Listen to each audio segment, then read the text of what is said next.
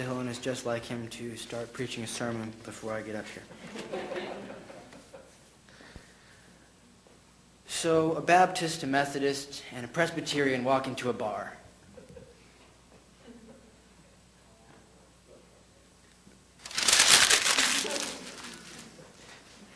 Maybe I should start different. If I speak in tongues of men and of angels, but have not love, I'm only a resounding gong or a clanging cymbal. If I have the gift of prophecy and can fathom all mysteries and all knowledge, and if I have faith that can move mountains, but have not love, I am nothing. If I give all that I possess to the poor and surrender my body to the flames, but have not love, I gain nothing. Love is patient. Love is kind. It doesn't envy. It does not boast. It is not proud. It is not rude. It is not self-seeking. It is not easily angered. It keeps no record of wrongs. Love does not delight in evil, but rejoices in the truth. It always protects, always trusts, always hopes, always perseveres. Love never fails. But where there are prophecies, they will cease. Where there are tongues, they will be stilled. Where there is knowledge, it will pass away. For we know in part and prophesy in part. But when perfection comes, the imperfect disappears. When I was a child, I talked like a child. I thought like a child. I reasoned like a child. But when I became a man, I put childish ways behind me. Now we see but a poor reflection as in a mirror. Then we shall see face to face. Now I know in part. Then I shall know fully, even as I am fully known. And now these three remain, faith, hope, and love. But the greatest of these is love. In Protestant circles, and just about everywhere, we love to talk about being the New Testament church, that Acts 2 church, even though it didn't last to Acts 4. But I think if we stop and really look hard at ourselves, we look more like the church at Corinth. We, the general church, the church universal. The church at Corinth was the most gifted church that Paul had ever started, but it also seems to be the most disturbed and depraved and devoid of the evidence of God's presence. It has huge problems with the way it treats the poor, with maintaining an order in worship, with morality, as well as with selfish, self-serving, power-hungry people who have infiltrated their ranks. But none of these are the main issue that Paul addresses.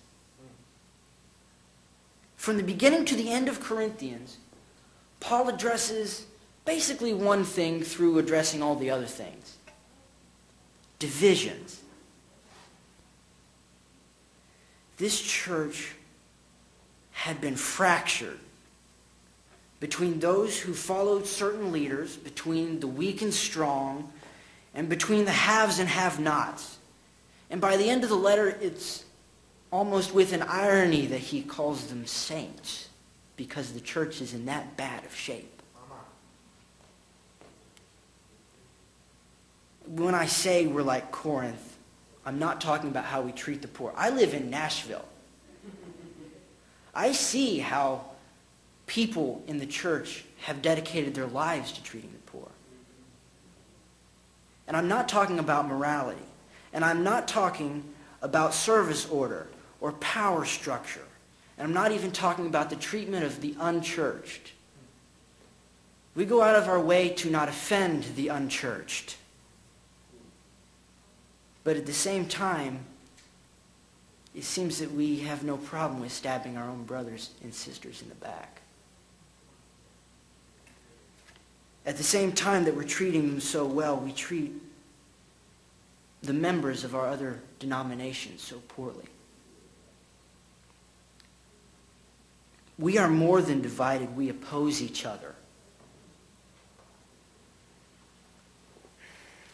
First of all, we come to meetings like this and we kind of have a silent arrogance. I'm holier than you are. Or, I'm free and you're not. Or, I'm smarter than you are. Or my favorite, I may not be smarter, but at least I'm going to heaven. I believe that Christ wanted us to continue to talk to each other, and this was not the conversation he had in mind. And this is all because one follows Wesley, another follows Calvin, and still another the Pope. But we were meant for so much more than bickering and backstabbing. Secondly, instead of bringing new Christians in, our leaders have found new and exciting ways of taking the same members of churches and rotating them around and redistributing them based on who has the best this and who has the better that. Something is wrong. And I'm not saying that programs are bad, because in many ways they enhance ministry. I'm saying that a house divided against itself cannot stand. I'm saying that we're meant for so much more than subjecting fellow Christians to a game of musical churches. But how do we get from where we are to where we're supposed to be? How do we become the church, go from the church of Corinth to the church we know that we should be, to the kingdom of God? Do we clean house? Do we say, okay, everyone who doesn't think the way we think, we're going to excommunicate you. You're gone.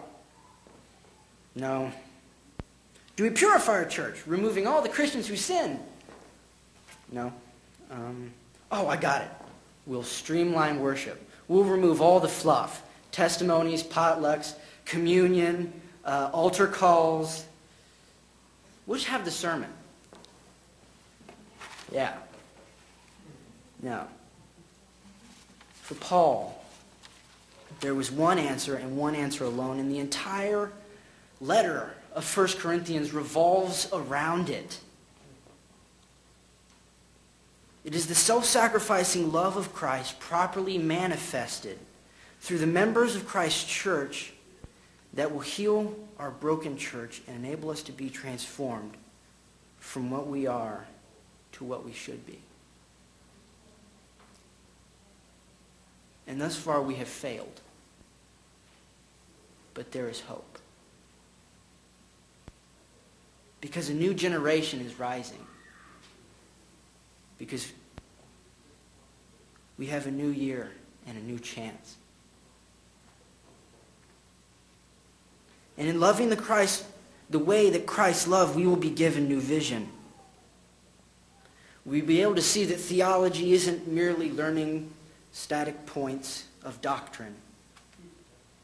It's participating in the conversation with Christians and with others.